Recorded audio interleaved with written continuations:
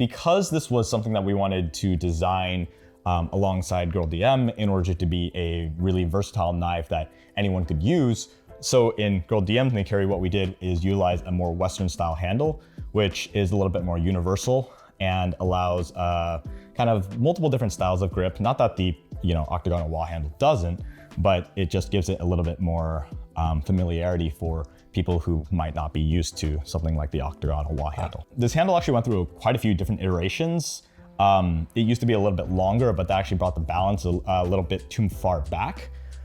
In terms of how we ended up wanting to balance the knife is we did actually want to balance it pretty much perfectly in the middle. So as you can see, this one, I could not do that. Let me try not slicing off my fingers. Try that, but that's just not gonna happen. But we did want to balance the knife so that there was about the same weight and material along this, and this is a smaller knife in general for smaller hands, so girldm sized hands. This also takes into account what size we end up wanting to make the knife from the blade to the handle and how the balance points are going to be. So for instance, this knife over here, this traditional NAKIRI, is going to be a little bit more blade heavy. Like I said, this one's a little on the thicker side.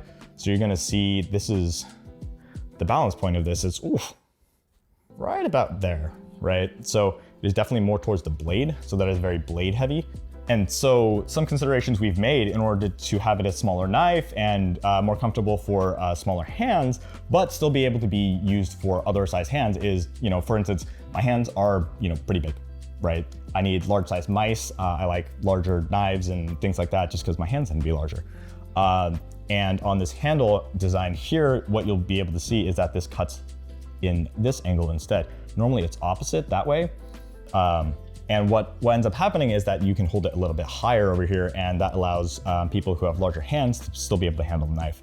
So you can see that even though I have larger hands, I'm still able to hold the knife with a pinch grip, and I'm still able to use it just fine, right? Some other considerations about the design that we had to think about was on the shape of the handle and how to design the shape of the handle to accommodate for multiple different kinds of grips. Now, I'm gonna go ahead and say this, but if you're doing anything but a pinch grip, then which is pinching directly on the blade itself. So we have a nice little heart ahoge here. This is where you should be pinching. And that is where you should be pinching in order to control the blade the best. This is the proper knife technique used by chefs. It gives you the most control, keeps your fingers out of the way, and lets you use basically any knife and not have any problems. But I know that might not be the case for a lot of people, and it is very difficult to relearn a knife technique after something that you've been doing for years, decades, maybe even. We do have the standard ergonomic curves, so if you do a hammer grip, then this will still work for you. Not if you have large hands. If you have hammer grip, unfortunately this knife will not be very good for you, but also stop using hammer grip. Learn the pinch grip, especially if you have large hands. This will help you control the knife significantly better. I know some people also pinch on the handle itself over here. And by doing the backwards cut, it allows people to, okay, I'm gonna say it. By having a little bit of the backwards cut, it does actually slide your fingers onto the blade, so it kind of encourages you to utilize the right knife technique. I'm just saying, do the right grip. In terms of material, for girldm's AI theme and kind of the magical aspect of things, we settled on a very special material that I had to get custom made and custom sourced. It's called C-Tech, or if you want to be like, super, I guess, technical about it, it would be aluminum honeycomb encased resin, or resin encased aluminum honeycomb. Yeah, one of those. And why I really like that is that the aluminum not only gives it a very strong base, the aluminum gives it a very strong base, and the resin can be used in all kinds of different colors in order to give it different shades. And it just looks really cool. NAKIRIs are meant as vegetable knives and for kind of general purpose kitchen use, but a lot of the predetermined shape meant that there had to be other considerations in terms of detail work on what the design was going to be. We wanted to stay away from something like this, which is Blue 2. Blue 2 is a very, very good steel. It is very sharp, it sharpens easily, and it keeps its edge pretty well. It does, however, have some issues in, for instance, stain resistance. So this one I did get very recently, and you can see there's already gonna be a little bit of staining. And after every use, you do need to oil it, and it gets rusty really easily. Like if you're chopping for a long time with something like blue steel, and you do need to be chopping, say, acidic fruits or just something that just takes you a long time, then in my experience, it can actually start rusting and start having like surface staining while you're using it, which is something that, you know, we really did not want to happen. This is something that can be mitigated by, taking care of the knife as you're using it. So, wiping it off, giving a quick little polish with oil and that sort of stuff, but that just kind of becomes a pain.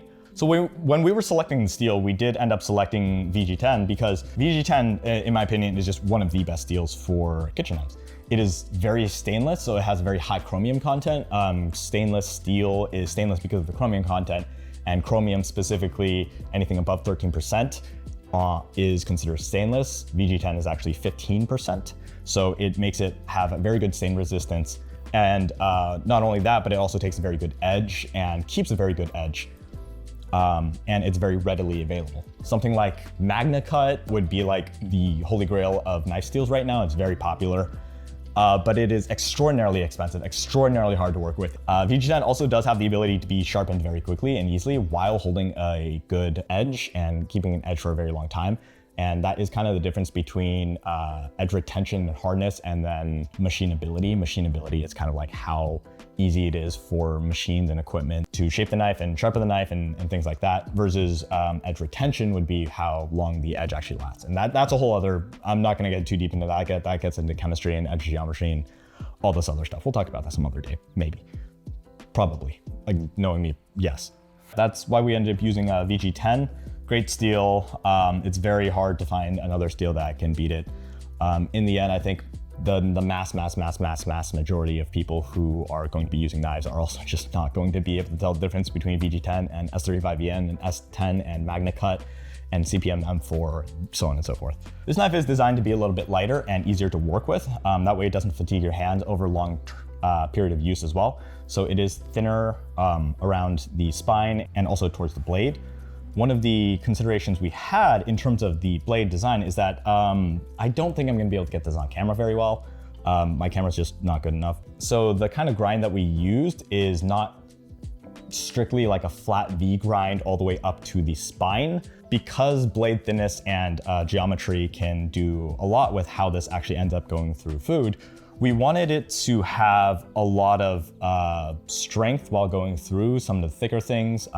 Don't slam this knife on things. You just shouldn't slam knives on things or like twist them at all in general. But the way we did have the blade designed here was to have a little bit more strength behind the edge. That way, and I'll try to see if I can zoom in and get a micro shot of these two side by side. This one does utilize more of a hollow grind, so you can see it goes in a little bit more and a little bit earlier. The way that we've designed this, if you look at the spines, this is significantly thinner. So we opted with the best of both worlds, in my opinion, which is going to be a thinner overall blade, but having the grind set a little bit lower, so we still are able to get that really keen, really sharp edge. On the blade shape design, we did something very traditional. So it is a very flat blade. We do have a little bit of arch over here, so you can do a tiny bit of rock chopping. And then we just flared out the base on the back over here in order to make it so you don't have as many hanging cuts. Because I know a lot of times when you're cutting, if you're holding the knife, if it's straight flat like this, well, this one has a little bit of flare back as well, but a lot of NAKIRI are just straight flat. They'll leave some hanging cuts, and that can be a little frustrating to work with. So I think I honestly don't know how I'm gonna edit this into a coherent video. I've been talking for so long. There are more things I wanna talk about, but I think that's probably enough for now. So that's a little bit of what we designed for girldm's NAKIRI and some of the design considerations on the materials, the shape and technical stats like that. And next time I'll talk about how we did the custom heart Damascus and the little cutouts and other little design aspects of this knife in terms of aesthetics and fitting it to girldm's lore and her character. So thanks for watching, and make sure you stay tuned for when this knife releases on April 8th. No? Okay, that's enough.